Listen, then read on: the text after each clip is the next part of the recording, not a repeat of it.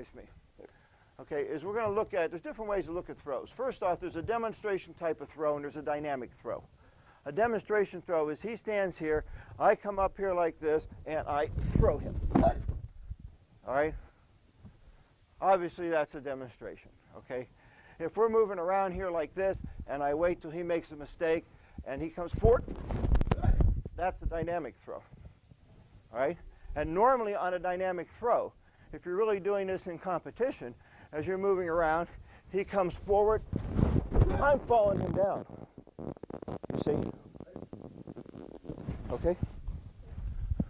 So, I want you to understand that there's different kinds of throws. All right? Now, there's also another way of classifying throws. And just come out here in the middle. Just put your feet like this. And one's a roller. See, he has no balance this way. Right? And he has no balance this way. Okay? But he can support himself a little bit this way, right? But that doesn't mean we can't throw him. So we have rollers and we have drivers. If I want to roll him over, and a gauche is a good example of a roller. As I come around here, he rolls right over. We have a roller. All right? Now, if I take him this way, 1, 2, I have a driver. Did you see the different action? So I hit the action differently by how I attack them. So some throws can be done both ways. What throw did I do second there? What was that second throw? No, yes, but I mean, what was the name of it? A no gauche? It was not a no gauche, right? Huh? That's not a taitosh. That's an osotogari. Now, how are you used to doing osotogari? Karate guys do this, don't they? And that's the roller version of osotogari. Some judo guys think that that's a bunch of, it's not the real throw. It's a demonstration only throw. But they don't punch somebody before they throw them. And we're in a lot of situations where the osotogari works that way. But to the judo guy, the osotogari is cutting in differently. And they're doing it more as a driver than as a roller. Okay? Now, does everybody here know how to do Ippon Seoinage? That's a very common throw. It's a back carry. We're going to just do it this way. We'll set it up put his feet apart. And I'm going to hop in and put my foot, especially my left foot, between his legs. You see that? And I'm not going to stick my bottom out and go bump, because if he goes that way, I can't throw him this way, can I? All right? So I'm going to grab this arm, come up underneath here, and grip. All right?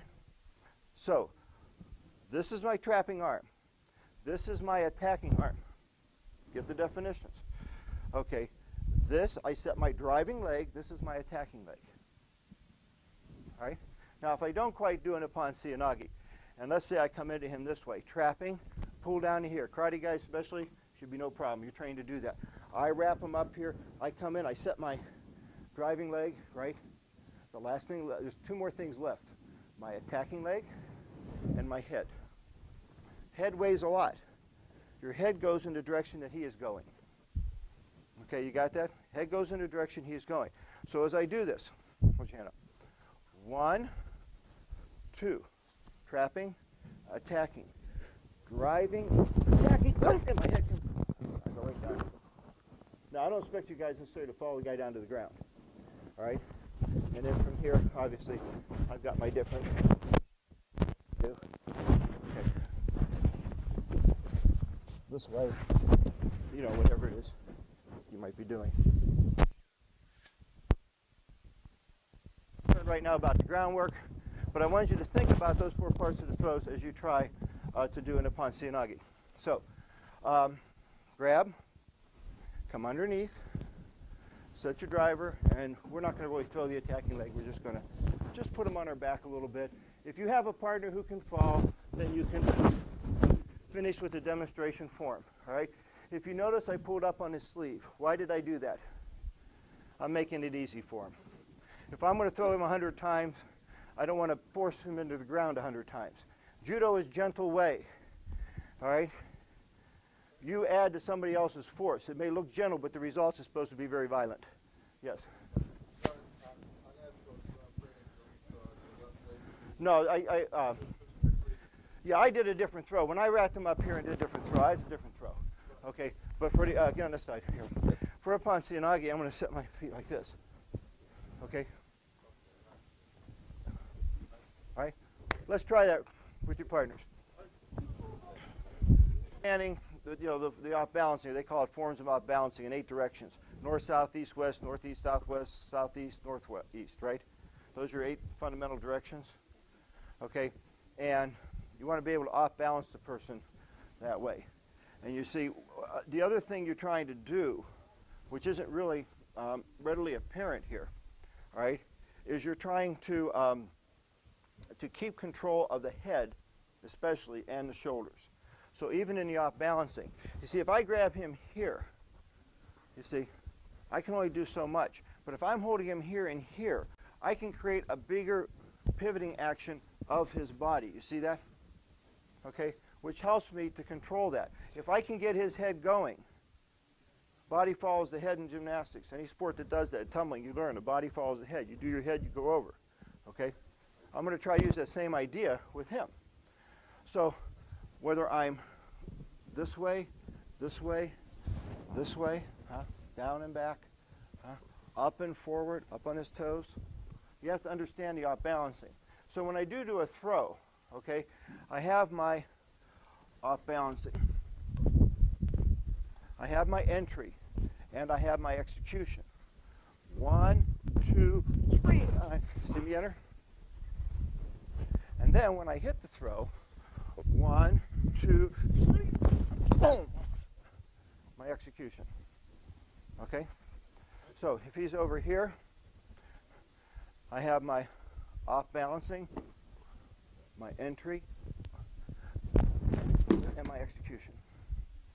The 3 parts of a throw. So we've looked at attacking, we've looked at the attacking arm, the trapping arm, the attacking arm, right? The driving leg, the attacking leg, the use of the head. We looked at whether we're doing a roller or a driver, whether we're doing a demonstration version or a dynamic version of the throw, right? We look at our form of off-balancing, and then we looked at the 3 parts of the throw, the off-balancing, the entry, and the execution. Okay? Now, one thing I do want to spend a little bit of time on, and again, because I think some of you guys teach, is I want to show you how to get into your practicing of your gatami, or mat work. So, Eric's going to come here, and let's see the best. Let's get over here. Okay. So, we're like this. Now, what he's going to do is he's going to do that roll-out break fall. But you're just going to fall flat. Okay? So, I'm going to hold on to, he's going to hold on to my lapel. He's going to step this way, cross over, hop, and he's going to go down. And as he pulls on me, I'm going to bend my knees down. I'm not going to accelerate him in the ground like I would on a throw. All right? So go 1, 1, 2, and I go down with him. You see that? You took more of the fall than you needed to. Okay, go.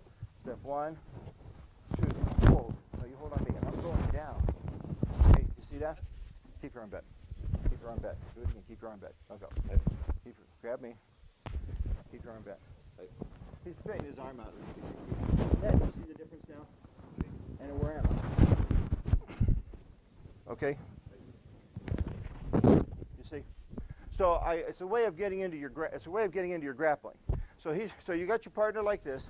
He just kicks out 1, 2, and you go down. And you can move right in. See? Okay. Now we didn't really do things on the ground to show you technique on the ground, so I really don't care what you try. But I wanted you to have that feeling. Now, if he lets you down, nice, then you can practice over and over and over again, entering into the throw. Because the biggest problem I think a lot of people have is when they do the throw, the guy hits the ground, they're still standing and looking at him. All right? Unless you're really doing judo competition, doing the dynamic versions of the throws all the time. All right? You don't have that experience of going to the ground and having to do something when you're on the ground. And that's what I'm talking about. All right? So this gives us a method of taking the guy to the ground and practice it over and over again without the guy getting punchy from hitting the ground all the time. So let's try that. A lot of the throws, we just keep thinking in terms of the wheel, like we've been taught, everything like it's a wheel. Well, not exactly. That's a good question. I don't know if I'll answer it, but I'll give you an answer anyway, some sort of answer. All right, so Eric, come here a second. There's different ways that throws are done. Here's another way of classifying throws.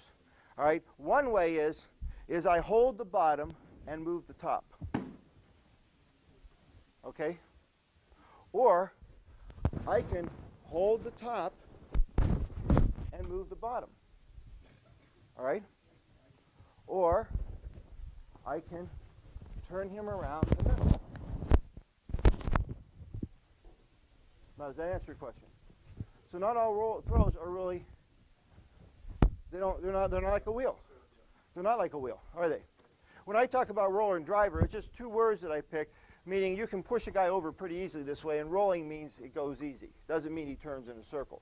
Driver means that I've got some resistance here that I'm working against. Okay? And that's where my off-balancing, if I'm coming here, boom, here, and I'm stepping out and taking him down. You know, it's not the common, you know, it's not how our karate people tend to think about that. All right? Does that answer your question? Okay. Hey, is there another question? Got about 2-3 minutes. Yes.